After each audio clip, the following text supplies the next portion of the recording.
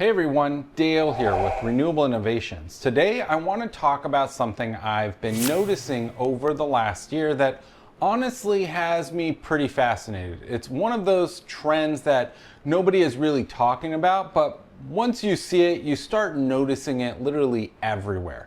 Facebook Marketplace, Craigslist, contractor forums, they're all suddenly filling up with solar equipment that was recently removed from a home or a business. Now, at first glance, that might not sound particularly unusual. Solar equipment gets replaced all the time. Older systems reach the end of their life. Components fail, homeowners upgrade their equipment, and naturally, some of that hardware ends up on the secondary market. But that's not what I'm talking about here. What I'm seeing is current generation equipment being removed from systems that were working perfectly fine. But you got to think about that for a second. These aren't 20-year-old microinverters. They're not obsolete technology. They're current generation products that many solar companies are actively installing right now. That got me asking a pretty simple question. Why are homeowners removing perfectly good solar equipment from their roofs? All aboard! The reality is that there is absolutely nothing wrong with equipment from companies like Enphase or SolarEdge. In fact, both of these companies have played a major role in pushing the solar industry forward over the last decade, with module-level power electronics having given homeowners and installers capabilities that simply didn't exist years ago. As someone who has worked with a variety of solar products, I absolutely appreciate why installers and engineers like these technologies. Now, before we get into this any further, I want to take a second to thank today's sponsor, AP Systems. One thing that's interesting about this growing secondary market is that a lot of homeowners are becoming more interested in smaller DIY solar projects. Whether that's a shed, an off-grid, or even a balcony solar system. The AP Systems Easy One microinverter was specifically designed with simpler solar installations in mind and is one of the most DIY-friendly products currently available. If you'd like to learn how you can start generating free electricity by just plugging in the Easy One, use the affiliate link and discount code in the description below. The interesting thing is that homeowners often view solar systems through a completely different lens. Most homeowners aren't comparing microinverters against string inverters. They're not debating the pros and cons of optimizer-based systems anymore. They aren't obsessing over module-level monitoring as much. What they really want is something that works, provides backup power when the grid goes down, and doesn't feel overly complicated. In many cases, simplicity ends up being far more important than technical features. I think that's one of the reasons Tesla has seen so much success with the Powerwall and was able to achieve 1 million units installed globally.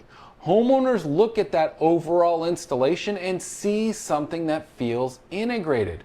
When paired with Tesla's backup switch, many homes can avoid some of the traditional transfer equipment and backup subpanels that we've become, sadly, accustomed to seeing. The result is fewer boxes mounted on the wall, fewer visible components, and a system that simply feels easier to understand. Whether that's technically better or worse isn't really the point. The point is that many homeowners are gravitating towards simplicity.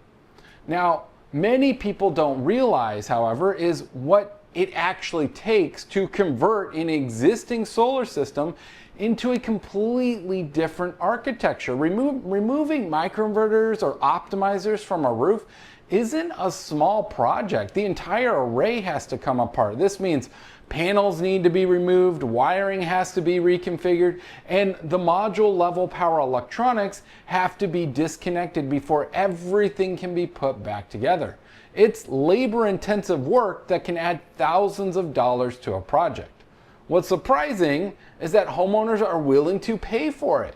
On a typical residential system, the conversion alone can easily add $5,000 or more before the battery installation even begins.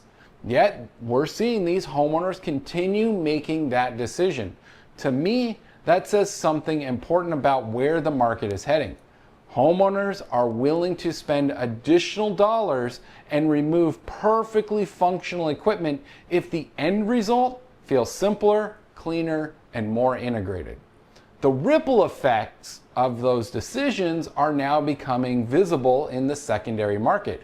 Every time one of these conversions happens, another batch of microinverters, optimizers, or central inverters ends up listed online. Some of that equipment gets purchased by contractors looking for replacement parts. Some gets picked up by homeowners building smaller systems for themselves. Most of it simply sits there waiting for a buyer. And that's where things get a little complicated. Unlike buying a used refrigerator or a used power tool, it isn't easy to verify the condition of used solar electronics. Without the proper equipment and testing procedures, it can be really difficult to know whether a microinverter or even an optimizer is functioning correctly. That uncertainty makes buying and even selling used solar equipment far more challenging than many people realize. Now, if you're in the greater Los Angeles area and you're looking for an electrician, Slazik Electric is the company I recommend for you.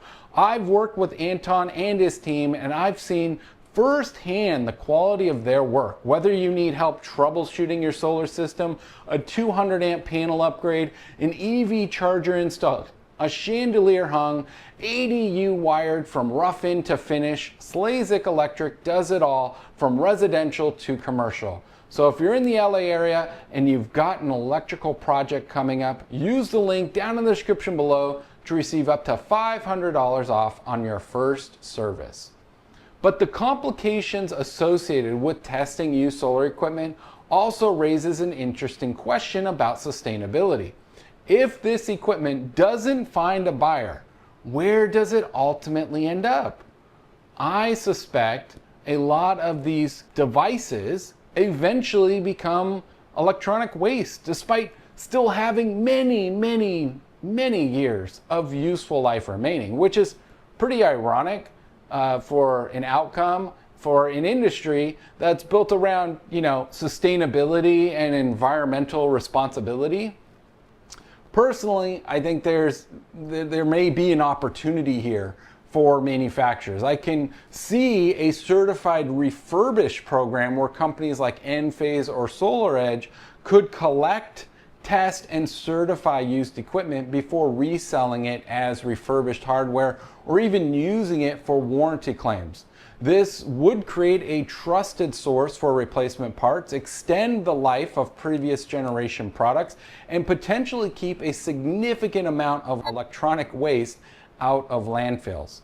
Whether that happens remains to be seen, because even with RMAs, a lot of the times those manufacturers just tell you to throw it away when a product's done, right? But I think the bigger takeaway is that homeowners' priorities are changing. The rise of battery storage is reshaping how people think about solar.